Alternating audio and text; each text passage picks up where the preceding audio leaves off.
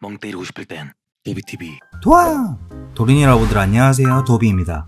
오늘 영상 주인공, 영화보다 더 삶이 영화 같은 영화배우, 마약 중독을 이겨내고 할리우드 최고의 몸값의 배우가 된 미국의 영화배우, 프로듀서, 작가이자 가수 로버트 다우니 주니어입니다. 편의상 로다주라고 설명하도록 하겠습니다. 영상 바로 시작하겠습니다. 렛츠고!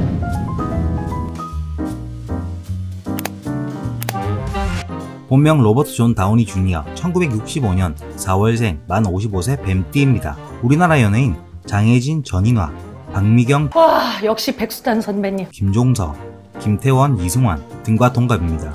2008년 타임지가 선정한 세계에서 가장 영향력 있는 100인에 선정되고 2013년에서 2015년 할리우드에서 가장 많은 수익을 얻은 남자가 있습니다. 이 남자의 젊은 시절은 마약으로 찌들어 법정을 드나들어 동나이로는 보이지 않을 만큼 노안이었으나 정신을 차리고 마약을 끊고 얼굴도 동안이 되고 인생 2막을 시작한 남자입니다. 로다주는 뉴욕 맨허튼에서 영화감독이자 영화 제작자인 아버지 로버트 다우니 시니어와 배우인 어머니 엘시 포드 사이에서 태어났습니다. 할머니 베티 돌소는 모델이자 부티크 디자이너 매거진의 편집자로 집안 내력부터 남다릅니다. 영화계 집안 출신답게 어린 시절부터 배우 활동을 하게 되는데 첫 출연작이 로다주가 5살 때 아버지가 감독 및 각본을 맡은 영화인 1970년작 파운드로 배우 데뷔를 하게 됩니다. 아역임에도 불구하고 대사가 있었는데 당시 로다주의 대사는 아저씨 거기에 털 있어 였습니다. 이후에도 총 9편의 아버지 작품에 출연하게 됩니다. 1980년대에는 청춘 스타 유망주로 자주 언급되는 인물이었습니다. 1980년대 미국 할리우드 영화계의 60년대생 스타 유망주 브래팩은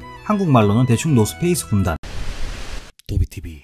무서운 아이들 정도로 번역할 수 있겠네요. 무서운 아이들에서 가장 출세한 건 미션 임파서블로 잘 알려져 있는 톰 크루즈와 할리우드 메이저 영화제와 세계 3대 영화제에서 나무주연상을 모두 수상한 두 번째 배우 숀 펜, 1990년 사랑과 영혼으로 세계적인 배우로 자리잡은 데미 무어 등이 있습니다. 현재는 마약을 끊고 아이언맨으로 대스타가 된 로다주도 출세한 무서운 아이 중 한 명이겠네요. 로다주는 8살 때 아버지로부터 마약을 처음 접했고 누나인 앨리슨 다우니도 마약으로 15세 때 고식증을 겪었다고 합니다. 훗날 아버지 로버트 다우니 시니어는 당시 자신의 잘못을 고백하며 아이들을 마약으로부터 보호해주지 못한 것을 반성한다 라며 자신의 행동을 후회했습니다. 마약으로 인해 로다주의 인생은 막장에 치닫게 되는데 톰 크루즈가 정상에 오르는 동안 마약 등의 막장 생활로 1990년대와 2000년대 초반까지 활약을 펼치지 못하고 감옥과 재활치료센터를 수시로 드나들어 배우 법료도 치솟고 급기야 보험가입이 불가한 상황까지 가게 되어 영화 및 드라마 제작자들은 로다주의 뛰어난 연기력에도 불구하고 캐스팅하길 꺼려합니다. 배우를 캐스팅할 때는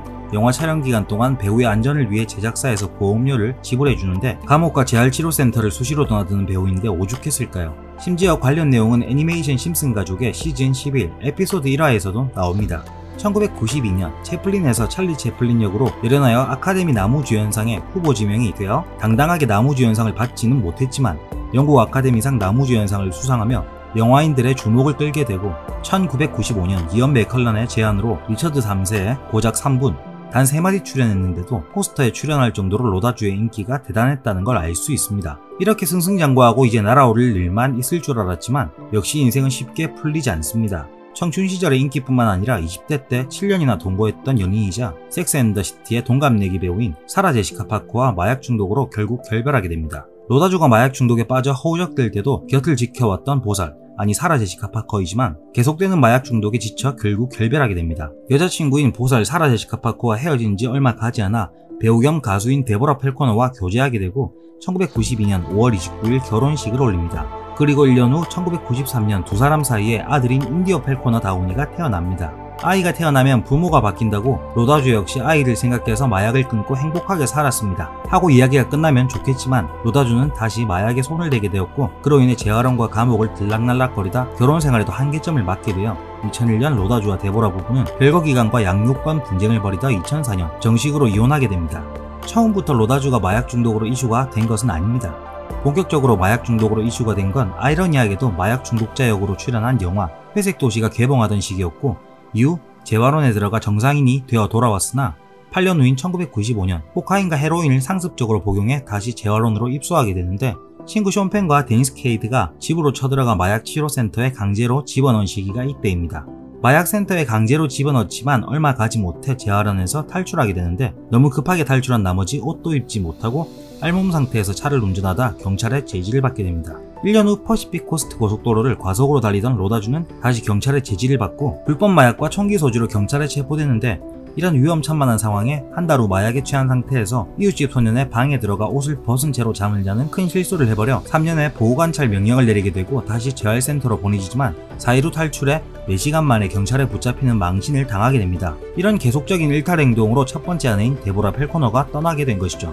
로다주가 이렇게 말썽을 많이 부리다 보니 할리우드 제작진은 영화를 촬영할 때마다 반복적으로 마약 검사와 보험을 들 것을 요구했는데 1999년 마약 테스트를 받지 않은 사실이 들통나면서 3년의 복역 생활을 하게 됩니다. 감옥에서도 방황은 끝이 나지 않고 감옥에서 폭력을 행사하게 되는데, 다른 죄수가 로다주의 팬레터를 몰래 훔쳐보고 팬에게 음란한 내용의 편지를 보내 화가 난 로다주가 주먹을 휘두르게 됩니다. 팬레터 훔쳐서 음란 내용 보낸 건 선 넘었네요. 로다주가 옥살이를 하면서 썼던 메모, 일기들이 공개되어 사람들에게 큰 관심을 끌기도 했었죠. 2000년 보석금을 내고 석방됐지만 얼마 가지 않아 마약을 소지한 것이 들통나 다시 감옥으로 고속도로 하이패스급으로 직행하게 됩니다. 15,000달러의 보석금을 내고 나오게 되지만 2001년 다시 마약에 중독된 상태에서 캘리포니아 거리를 맨발로 걷다 체포되어 출연 예정작인 영화와 연극의 캐스팅이 잇따라 취소되고 다시 재활원으로 가게 됩니다. 지속적인 방황과 방탕한 삶으로 경제적으로도 파산 상태에 이르고 홈리스에 가까운 생활을 하게 되는데, 이렇게 로다주는 모두가 포기한 할리우드의 구제불능 배우로 삶을 마감할 것으로 보였습니다.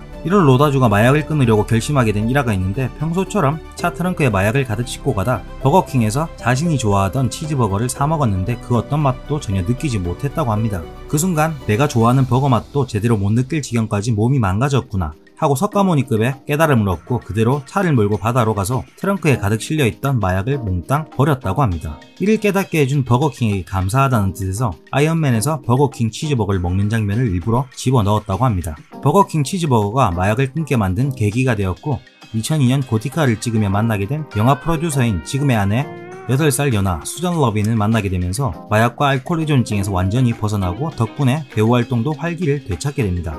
2014년 어머니 엘시포드의 사망 당시 페이스북에 올린 그의 글에서는 약물 의존증 해소의 결정적인 계기가 2004년 어머니에게 걸려온 전화 한 통이었다고 회상하는데, 나는 어머니가 이루지 못한 성공을 이루기 위해 필사적으로 노력했지만 마약 때문에 번번이 실패해왔다. 2004년 나는 끔찍한 상태였다. 하지만 갑작스레 걸려온 어머니의 전화에 나는 모든 것을 받아들였다. 어머니가 무슨 말을 했었는지 잘 기억은 나지 않지만 나는 그 이후로 술을 끊고 약에도 손을 대지 않고 있다. 어머니는 배우로서 마약을 극복해낸 인간으로서 나의 롤 모델이었다. 나의 야심, 인내력, 장대함, 변덕, 때로는 공격적인 부분 모두가 어머니로부터 물려받은 것이다. 앞으로도 변하지 않았으면 한다. 어머니가 있는 사람은 그분이 비록 완벽한 인간이 아니라도 전화를 해주길 바란다. 그리고 그럼에도 사랑한다고 전해주길 바란다. 라고 페이스북에 글을 올리기도 했습니다. 마약을 끊고 배우 활동의 활기를 되찾은 로다주는 키스키스뱅뱅과 굿나잇 앤 굿럭, 조디악에서 뛰어난 연기를 보여주며 가능성을 보이더니 아이언맨으로 성공적으로 재기를 하게 됩니다.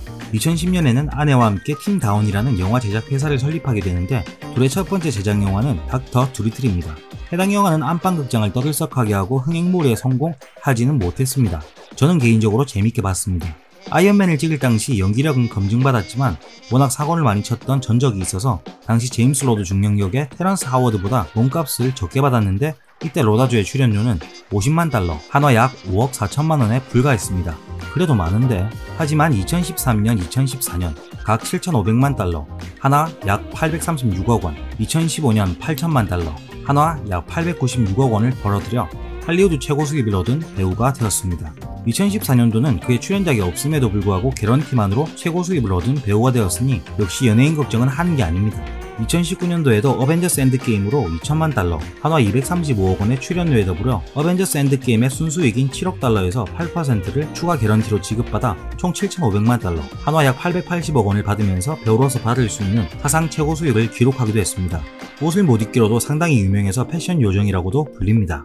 닥터 스트레인지의 베네딕트 컴버배치와 원티드 엑스맨 시리즈의 프로페서 X로 유명한 제임스 맥어보이와 함께 영어권 배우 3대 패션 요정의 자리를 굳건히 지키고 있습니다. 마지막으로 로다주는 상당한 애처가로 수입과는 별개로 500달러 이상 쓸 때는 꼭 아내의 허락을 받아 쓰고, 자고 일어나면 아내에게 우리 8시간 동안이나 못 봤었네, 보고 싶었어 라고 인사한다고 합니다. 굉장히 스윗한 쇳덩어리 사람이네요.